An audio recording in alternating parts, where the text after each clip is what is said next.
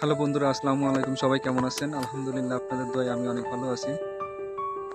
আজকে একটি বিষয় নিয়ে কথা বলবো আপনাদের সামনে, যেটা সাম্প্রতিক সময়ে পুরো বিশ্বের ভিতর, দেশ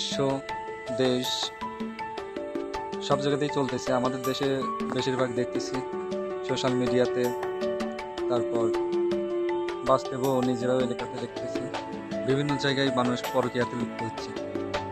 এটা আসলে আমাদের ভবিষ্যৎ প্রজন্মের জন্য এই জিনিসটা আমাদের কতটুকু ভালো মেসেজ দেয় সেটা আমরা সবাই জানি। এরকমভাবে যদি চলতে থাকে আমাদের ভবিষ্যৎ প্রজন্ম কিন্তু একদমই ধ্বংস হবে, আরও দিনে দিনে খারাপের দিকে যাবে। দুনিয়া আর থাকবে না, দিনে দিনে ধ্বংসের দিকেই যাবে। এগুলো থেকে আমাদের বাচ্চা কাচ্চা, ছোট ইয়াং জেনারেশন যারা আছে সবাই শিখতেছে। বর্তমান যেটা পরিলক্ষিত করা হচ্ছে সমাজে, এটা থেকেই তো শিখতেছে সবাই। তো আমরা যদি এই জিনিসগুলো এড়িয়ে চলি এবং মোটিভেশন করি যারা এগুলোতে লিপ্ত বা এখনও আসক্ত হয়ে পারেনি এসব জিনিসে, তাদেরকে যদি আমরা মোটিভেট করি তাহলে হয়তো জিনিসটা অনেকটাই কমে আসবে। আসলে আমরা সবাই একসঙ্গে সবাইকে সচেতন করি যেন এসব খারাপ কাজ থেকে বিরত থাকে। একটা পরিবার, একটা সংসার, একটা সমাজ, একটা দুনিয়া ব্যবস্থাটা, সিস্টেমটা যেন ভালো হয়ে যায় এই মোটিভেশনের মাধ্যমে। আমরা সবাই সতর্ক থাকবো, এই জিনিসগুলো থেকে আমরা বিরত থাকবো, নিজেও বিরত থাকবো এবং অন্যদেরকে ভালো পরামর্শ দেবো যেন এইসব জিনিস থেকে বিরত থাকে।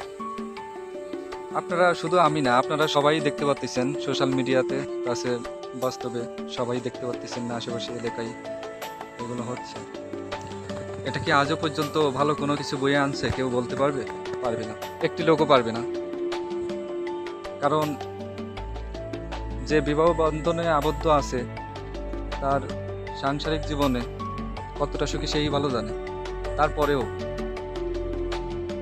বিবাহ বন্ধনে আবদ্ধ হলে ঠিক আছে, সবাই সুখী হতে পারে না, এটাও ঠিক আছে। কেউ যদি খারাপ পজিশনে থাকে, তাকে লাইফ পার্টনারকে নিয়ে হয়তো সুখে নাই, যে কোনো দিক থেকে অসুখী আছে। বিচ্ছেদ বলে তো একটা ব্যাপার আছে, সামাজিকতা বলে একটা ব্যাপার আছে।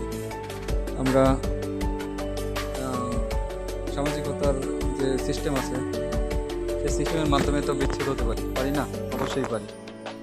কিন্তু আমরা সেটা না করে আমরা পরকীয়াতে লিপ্ত হচ্ছি, বৈশাখে বনিবনা হচ্ছে না, তার জন্য অন্য মানুষের দিকে মন যাচ্ছে, অন্য মেয়েদের দিকে আকৃষ্ট হচ্ছে আমরা। এটা তো আসলে ভালো কোনো কিছু বয়ে আনে না। আপনার পূর্বের ঘরে যদি কোনো সন্তান নাতি থেকে থাকে তাহলে তাদের জন্য আমি মনে করব হুমকি স্বরূপ। কারণ তারা, মা বাপের যদি এই জিনিসগুলো দেখে শোনে, তারা কি শিখবে?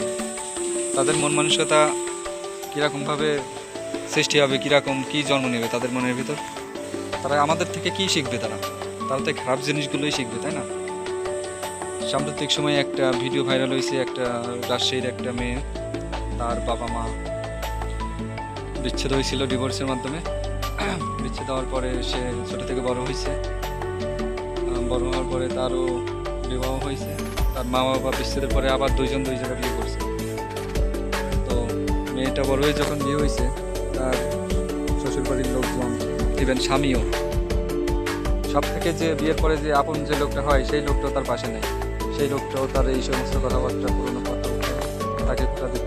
সবাই দেখছেন, সবাই জানেন জিনিসটা। আসলে এই জিনিসগুলো দেখেন কীভাবে হয়। তা সে কোনো কিছু না করেও তার মা বাপের জন্য কথা শোনা লাগছে। সে তো তার মা বাপ করছে, তার মা বাপের ভুলের জন্য তার জীবনটা দিতে হলো, তার তো কোনো দোষ ছিল না। তারপর মেয়েটার নিষ্পাপ জীবন, কত সুন্দর একটা মেয়ে, লেখাপড়ায় অনেক ভালো, দেখতে শুনতে অনেক সুন্দর, মাশাআল্লাহ। এত সুন্দর একটা তাজা প্রাণ সবার সামনে থেকে কিভাবে লাইভে এসে বলে চলে গেল। যেদিন বলল ওই দিন রাতেই ভোরের দিকে গলায় ধরে দিচ্ছে, পরের দিন জানাজা হয়ে কবর হয়ে গেল। এই হচ্ছে দুনিয়া আমাদের।